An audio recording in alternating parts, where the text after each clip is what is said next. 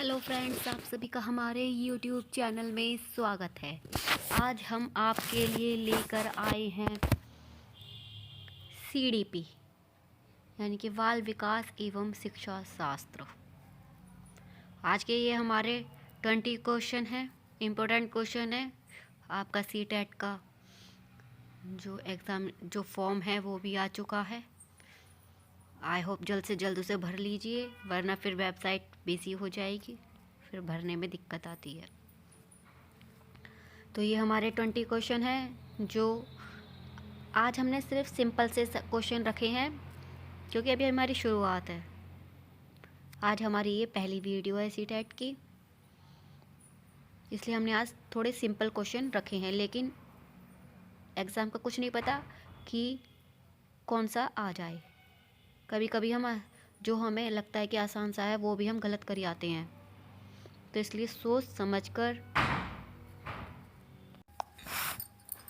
बहुत ही सोच समझ कर हम अपने क्वेश्चन को, पेपर को पढ़ना है, फिर उन्हें समझना है और फिर उन्हें उनके आंसर देना है।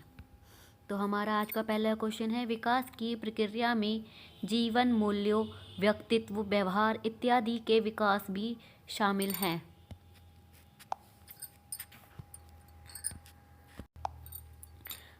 तो इसका ऑप्शन है दृष्टिकोणों, स्वभाव, रुचियों, आदतों।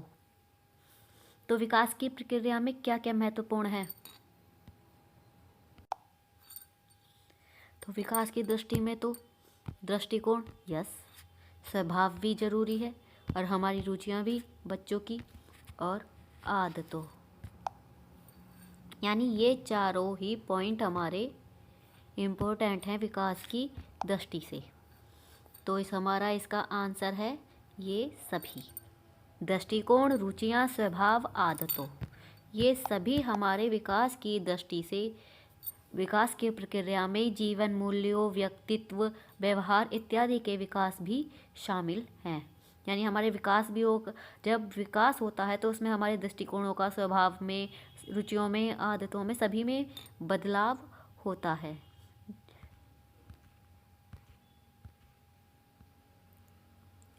हमारा सेकंड क्वेश्चन है, बाल विकास के अध्ययन में निम्नलिखित में से किन आदतों को शामिल किया जाता है? बाल विकास के अध्ययन में निम्नलिखित में से किन बातों को शामिल किया जाता है? ए, आयु के साथ होने वाले परिवर्तनों का क्या स्वरूप होता है? यस, ये तो सही है। बालक में होने वाले परिवर्तनों का विशेष आयु के साथ क्या संबंध होता है? ये भी कुछ सही है। बालकों में पाई जाने वाली व्यक्तिगत विभिन्नताओं के लिए किस प्रकार के आनुवंशिक एवं परिवेशजन्य प्रभाव उत्तरदायी होते हैं? हमें क्या बताना है कि बाल विकास के अध्ययन में निम्नलिखित में से किन बातों को शामिल किया जाता है? तो आयु के साथ होने वाले परिवर्तनों का क्या स्वरूप होता है? ये भी सही है। बालक में होने वाले परिवर्तनों का विशेष आयु के साथ क्या संबंध होता है? ये भी सही है। बालकों में पाई जाने वाली व्यक्तिगत विभिन्नताओं के लिए किस प्रकार के आनुवंशिक एवं परिवेशजन्य प्रभाव उत्तरदायी होते हैं? ये भी सही है, क्योंकि बच्चा जैसे परिवेश में रहेगा वैसे ही तो इसके अंदर विकास होगा। अब अपने आसपास के वातावरण को देखेगा, कुछ तो आदतें उसमें भी आएंगी और कुछ उसे आनुवंशिक गुण भी प्राप्त होते हैं। तो इसके ऑप्शन है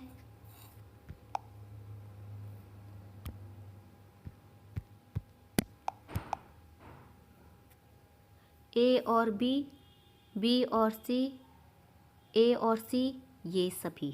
तो इसका आंसर है हमारा ये सभी हमारे लिए हमें इन सब बातों का ध्यान रखना चाहिए। क्वेश्चन नंबर 3, आप अपनी कक्षा में से कुछ छात्रों को चुनकर 6 महीने में उनमें होने वाले विकास की एक रिपोर्ट तैयार करना चाहते हैं। यानी आप अपनी कक्षा में से कुछ छात्रों को लेते हैं और उनके अंदर 6 महीने के अंदर क्या क्या विकास हुआ उसकी एक रिपोर्ट तैयार करना चाहते हैं। तो इसके लिए आप निम्न में क्या चुनेंगे? तो हमें बताना है कि आप इसके लिए क्या चुनेंगे। प्रत्येक माह उनकी लंबाई नापेंगे, प्रत्येक माह उनका वजन तोलेंगे, प्रत्येक माह उनकी रुचियों, आदतों, दृष्टिकोणों, स्वभाव, व्यक्तित्व, व्यवहार आदि में होने वाले परिवर्तनों की जांच करेंगे। और चौथा है, प्रत्येक माह उनके शारीरिक आकार में होने वाले परिवर्तन की जांच करेंगे। तो क्या करेंगे आप, इनमें से क्या क्या चीज़ लिखेंगे? बच्चे के लिए जो ज़रूरी है, सबसे ज़रूरी जो चीज़ होती हैं वो होती हैं उसकी रुचियाँ, आदतें, उसका दृष्टिकोण, उसका स्वभाव, उसका व्यक्तिगत व्यवहार। तो हम यही सब अपनी डायरी में नोट करेंगे और तभी हम एक नतीजे पर पहुंचेंगे। ना कि उसकी लंबाई उसके लिए इतनी मायने रखती है, ना ही उसका वजन, ना ही उसके शारीरिक आकार में। उसकी सबसे ज़्यादा जो ज़रूरी चीज़ें हैं वो हैं ये, उसकी रुचियाँ, आदतें। तो इसका ऑप्शन नंबर 3 सही है। प्रत्येक माह उसकी रुचियों, आदतों, दृष्टिकोणों, स्वभाव, व्यक्तित्व, व्यवहार आदि में होने वाली परिवर्तनों की जांच करेंगे। क्वेश्चन नंबर 4, निम्नलिखित में से कौन सा कथन सत्य है? हमें कौन सा कथन सत्य है वो बताना है, सत्य। इस बात का ध्यान रखें।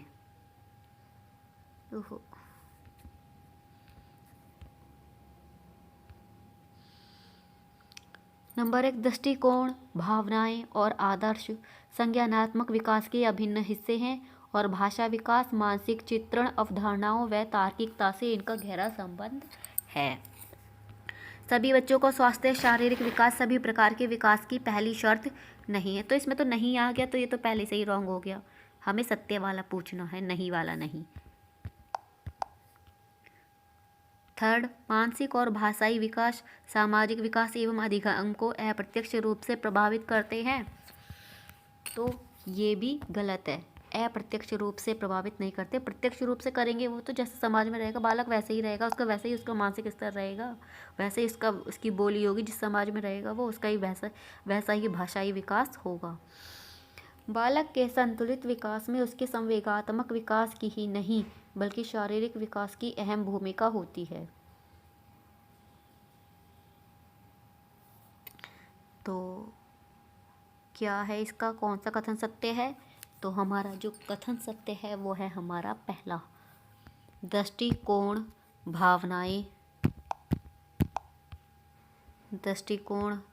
भावनाएं और आदर्श संज्ञानात्मक विकास के अभिन्न हिस्से हैं और भाषा विकास, मानसिक चित्रण, अवधारणाओं व तार्किकता से इनका गहरा संबंध है। तो हमारा ऑप्शन नंबर ए सही है।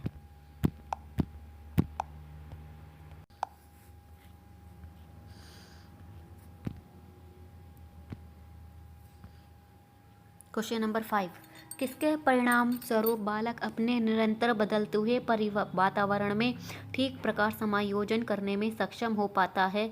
सर्वाधिक उपयुक्त विकल्प का चयन कीजिए। किसके परिणाम स्वरूप बालक अपने निरंतर बदलते हुए वातावरण में ठीक प्रकार से समायोजन करने में सक्षम होता है? तो वो है, इसके ऑप्शन है संज्ञानात्मक, शारीरिक, भाषाई और संवेगात्मक। तो इसमें हमें सबसे उपयुक्त विकल्प का साथ देना है, उसका चयन करना है। तो इसमें सबसे उपयुक्त जो विकल्प है वो है हमारा ऑप्शन नंबर ए, संज्ञानात्मक विकास। संज्ञानात्मक विकास के कारण ही बालक बदलते हुए वातावरण में समायोजन ठीक प्रकार से कर पाता है। क्वेश्चन नंबर 6, मानव का विकास निम्न में से किस पर निर्भर होता है? उसकी वृद्धि पर, उसके वातावरण पर, उसकी बुद्धि पर, उसकी बुद्धि तथा वातावरण से मिलने वाली परिपक्वता पर।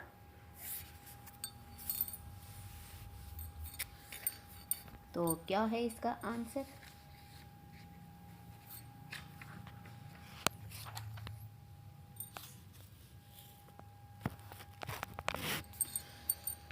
तो इसका आंसर है उसकी वृद्धि तथा वातावरण से मिलने वाली परिपक्वता पर मानव का विकास अधिक निर्भर करता है।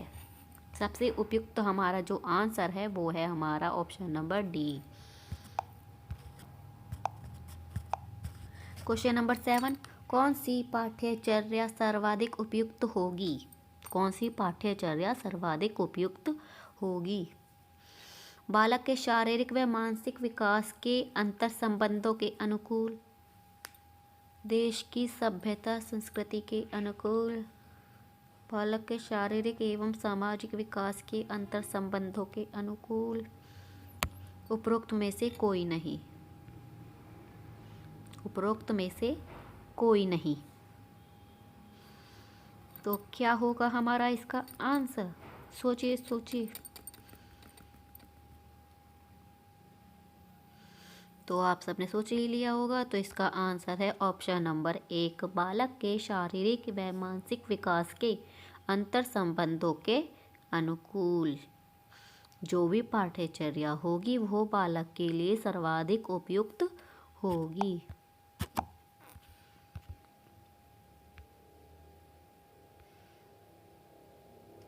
क्वेश्चन नंबर 8, निम्नलिखित में से कौन सा विकास छोटे बच्चों में मानसिक व संज्ञानात्मक विकास में सर्वाधिक मददगार होता है? छोटे बच्चों में कौन सा विकास छोटे बच्चों में मानसिक व संज्ञानात्मक विकास में सर्वाधिक मददगार होता है? सामाजिक विकास, कुछ गलत गलत सा लग रहा है।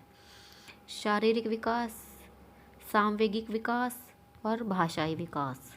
तो हमें कौन सा विकास बताना है जो बच्चों में मानसिक व संज्ञानात्मक विकास में सर्वाधिक मददगार होगा? तो सबसे जो राइट आंसर है वो है हमारा सेकंड, शारीरिक विकास। शारीरिक विकास छोटे बच्चों में मानसिक व संज्ञानात्मक विकास में सर्वाधिक मददगार होता है। क्वेश्चन नंबर 9, जब किशोर में किसी वस्तु, समस्या या परिस्थिति के लिए निजी स्तर पर निर्णय लेने की क्षमता का विकास परिपक्व होने लगता है तो इस विकास को क्या कहते हैं?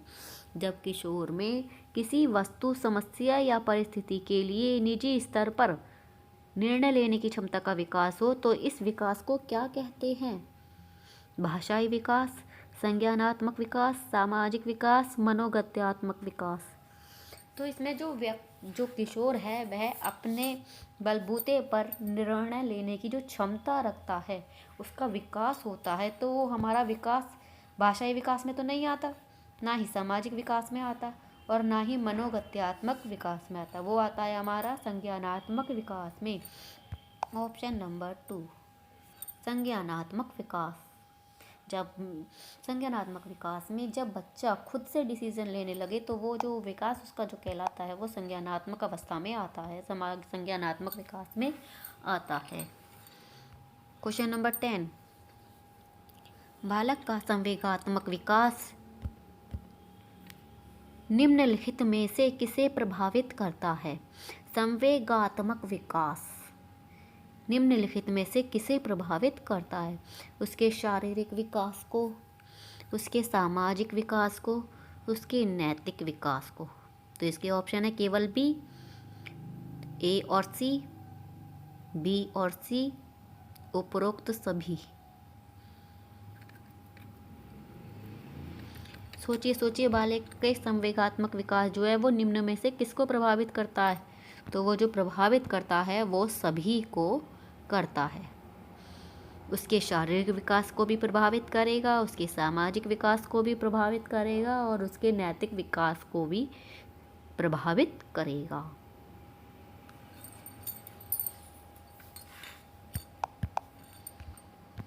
क्वेश्चन नंबर 11, निम्नलिखित में से कौन सा बालक के सामाजिक विकास को प्रभावित नहीं करता है? बुद्धि, तर्क शक्ति, भाषा प्रयोग की क्षमता, उपरोक्त में से कोई नहीं। हमें वो बताना है जो उसे समाज से प्राप्त नहीं होता, जो सामाजिक विकास को प्रभावित नहीं करता। बुद्धि करती है, जैसे समाज में रहकर वैसे उसकी बुद्धि का विकास होगा, वैसे ही उसमें तर्क शक्ति का विकास होगा और वैसे ही उसकी भाषा या बोली होगी, उसे भाषा प्रयोग करने के क्षमता का विकास भी होगा। और हमें बताना है कि नहीं होगा। तो हमारा ऑप्शन नंबर डी है, उपरोक्त में से कोई नहीं। इसका ऑप्शन नंबर डी सही है, उपरोक्त में से कोई नहीं। क्वेश्चन नंबर 12, विकास के विभिन्न आयामों के संदर्भ में निम्नलिखित में से कौन सा कथन असत्य है? हमें असत्य बताना है। कल्पना करना, स्मरण करना, विचार करना, निरीक्षण करना, समस्या करना, निर्णय लेना इत्यादि की योग्यता संज्ञानात्मक विकास के फलस्वरूप ही विकसित होती है। तो ये तो राइट है ही, हमें रॉन्ग बताना है। भाषा का विकास एक प्रकार का संज्ञानात्मक विकास है, ये भी सही है। भाषाई, मानसिक, संवेगात्मक, सामाजिक एवं चारित्रिक विकास विभिन्न आयु स्तरों में समान प्रकार से होते हैं। गलत। विभिन्न आयु स्तरों में समान कैसे हो जाएंगे? कोई बच्चा 2 साल का तो और कोई 10 साल का, उसमें एक जैसा कैसे हो जाएगा? क्रियात्मक विकास का अर्थ होता है विकास की क्रियात्मक शक्तियों, क्षमताओं या योग्यता का विकास, ये भी सही है। तो हमारा जो हमें है वो हमें बताना है असत्य, और असत्य है हमारा ऑप्शन नंबर 3, भाषाई, मानसिक, संवेगात्मक, सामाजिक एवं चारित्रिक विकास विभिन्न आयु स्तरों में समान प्रकार से होता है। ध्यान रखिएगा, इसमें आपसे सत्य असत्य में कन्फ्यूजन। हमारा 13 क्वेश्चन है, आपकी कक्षा का एक छात्र राजू शारीरिक विकास की दृष्टि से काफ़ी पिछड़ा हुआ है। आपको विकास के निम्नलिखित में से किस आयाम में राजू को पिछड़ने की चिंता हो सकती है? संवेगात्मक विकास, बौद्धिक विकास, सामाजिक विकास। तो आपकी कक्षा का एक छात्र है राजू जो शारीरिक विकास की दृष्टि से पिछड़ा हुआ है, तो आपको क्या चिंता हो सकती है उसके विकास के बारे में, उसके किस विकास के आयाम के बारे में? संवेगात्मक विकास, बौद्धिक विकास, सामाजिक विकास। तो वो है हमारा उपरोक्त सभी, केवल ए, केवल बी, ए और सी उपरोक्त सभी ने।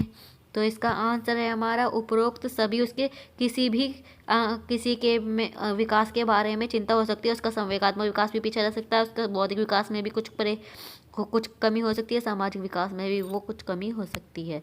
तो उसके आपको तीनों ही आयामों के पिछड़ने की चिंता हो सकती है। क्वेश्चन नंबर 14, वृद्धि और विकास के संदर्भ में निम्नलिखित में से कौन सा कथन सत्य है? सत्य बताना है, सत्य। वृद्धि विकास की प्रक्रिया का एक चरण होता है जिसका क्षेत्र असीमित होता है। विकास स्वयं में एक विस्तृत अर्थ रखता है एवं वृद्धि इसका एक भाग होता है। विकास एक सतत प्रक्रिया है जो बालक के परिपक्व होने के बाद भी चलती रहती है। वृद्धि और विकास के संदर्भ में कौन सा कथन सत्य है? हमें वो बताना, केवल ए और बी, बी और सी, ये सभी। वृद्धि विकास की प्रक्रिया का एक चरण होता है जिसका क्षेत्र असीमित है, तो ये बात तो गलत ही हो गई। विकास स्वयं में एक विस्तृत अर्थ रखता है, यस। वृद्धि इसका एक भाग है, ये भी सही है, तो यानी ये सही। विकास एक सतत प्रक्रिया है जो बालक के परिपक्व होने के साथ साथ चलती रहती है, यस। विकास एक निरंतर चलने वाली प्रक्रिया है जो मनुष्य के जीवन पर्यंत चलती रहती है। तो इसका आंसर है उपरोक्त सभी, नहीं सॉरी, इसका आंसर है बी और सी। विकास और विकास एक सतत प्रक्रिया है। क्वेश्चन नंबर 15, वृद्धि शब्द का प्रयोग ब्लैंक परिवर्तनों के लिए विकास का प्रयोग परिवर्तनों के साथ साथ परिवर्तनों के लिए भी होता है। तो इसमें हमें ऑप्शन है हमारे व्यवहारिक, व्यवहारिक परिमाणात्मक, व्यवहारिक परिमाणात्मक, व्यवहारिक परिणात्मक, परिमाणात्मक, व्यवहारिक परिमाणात्मक, व्यवहारिक परिमाणात्मक। तो 3 है, 3 सोचिए, लगाइए। वृद्धि शब्द का प्रयोग परिमाणात्मक, परिमाणात्मक तथा विकास का प्रयोग परिमाणात्मक, परिवर्तनों के साथ साथ व्यवहारिक परिवर्तनों के लिए भी होता है। तो ऑप्शन नंबर 3 सही है।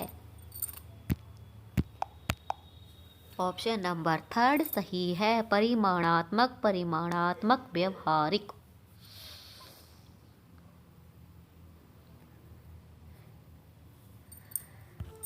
क्वेश्चन नंबर 16, सभी बच्चों का स्वस्थ शारीरिक विकास सभी प्रकार के विकास की पहली शर्त है। इसके लिए किन मूल आवश्यकताओं पर ध्यान देना आवश्यक है? पौष्टिक आहार, शारीरिक व्यायाम, मनोवैज्ञानिक, सामाजिक ज़रूरतों। तो हमें किस पर ध्यान देना आवश्यक है? केवल ए और सी, ए और बी, ये सभी? तो हमें तो इस पे तीनों पे ही ध्यान देना पड़ेगा ना भाई। बच्चों का विकास का जो पहली शर्त है उसके मुताबिक हमें निम्नलिखित बातों पर ध्यान देना जरूरी है। उसके पौष्टिक आहार पर, उसके शारीरिक व्यायाम पर, उसकी सामाजिक ज़रूरतों, उसके मनोवैज्ञानिक ज़रूरतों पर ध्यान देना आवश्यक है। तो इसका आंसर है हमारा ऑप्शन नंबर डी, ये सभी।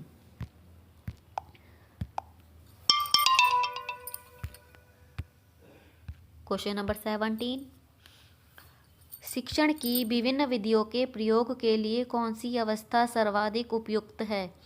बाल्यावस्था, शैशवावस्था, प्रौढ़ावस्था, किशोरावस्था। शिक्षण की विभिन्न विधियों के प्रयोग के लिए कौन सी अवस्था सर्वाधिक उपयुक्त है? बाल्यावस्था, शैशवावस्था, प्रौढ़ावस्था, किशोरावस्था। तो क्या है इसका आंसर?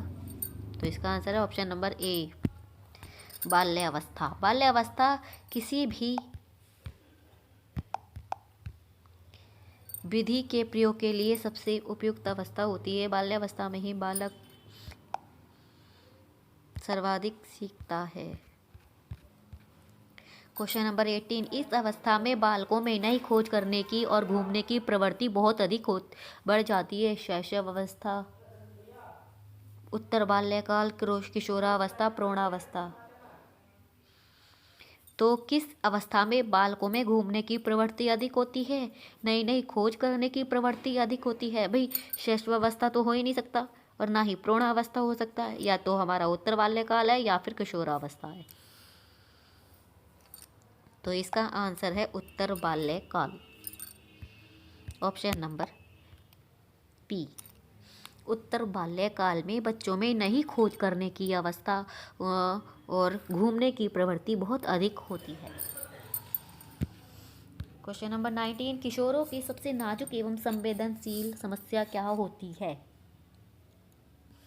व्यवसाय संबंधी समस्या, यौन संबंधी समस्या, समायोजन संबंधी समस्या, प्रश्नाभ्यास संबंधी समस्या। तो इसका आंसर है यौन संबंधी समस्या, ऑप्शन नंबर 2। क्वेश्चन नंबर 20, आखिरी क्वेश्चन हमारा, मानव विकास की किस अवस्था के बाद व्यक्ति परिपक्व हो जाता है? बाल्यावस्था, शैशवावस्था, प्रौढ़ावस्था और किशोरावस्था। बाल्यावस्था में तो उसके सीखने की प्रवृत्ति होती है, शैशवावस्था में भी, प्रौढ़ावस्था में वो सब चीज़ सीख चुका होता है। और वो हमारी जब पूरी तरह से परिपक्व हो जाता है तो वो हमारा होता है किशोरावस्था। क्वेश्चन नंबर ऑप्शन नंबर 4, मानव विकास की किशोरावस्था के बाद व्यक्ति परिपक्व हो जाता है। सो फ्रेंड, ये थी आज की हमारी वीडियो। अगर अच्छी लगी हो तो लाइक, शेयर एंड सब्सक्राइब, और हमें बताइएगा कमेंट बॉक्स में कि आपके आज के क्वेश्चनों में से कितने सही निकले। ये हमारे आज का पहला प्रैक्टिस सेट है, तो आपको भी पता चल जाएगा आप कितने पानी में है। तो प्लीज़ हमारे चैनल को सब्सक्राइब करना बिल्कुल मत भूलिएगा, साथ में बेल आइकन को भी दबा दीजिएगा ताकि आपको हमारी ऐसी ही वीडियो और मिलती रहे जो आपके लिए बहुत ही यूज़फुल हो। सीटेट का एग्ज़ाम आपके पास आ चुका है, उसके आप फॉर्म भरे जा रहे हैं, तो प्लीज़ अपने लक्ष्य पर ध्यान लगाइए और हमें इस बार सीटेट पास करना है। So like, share and subscribe.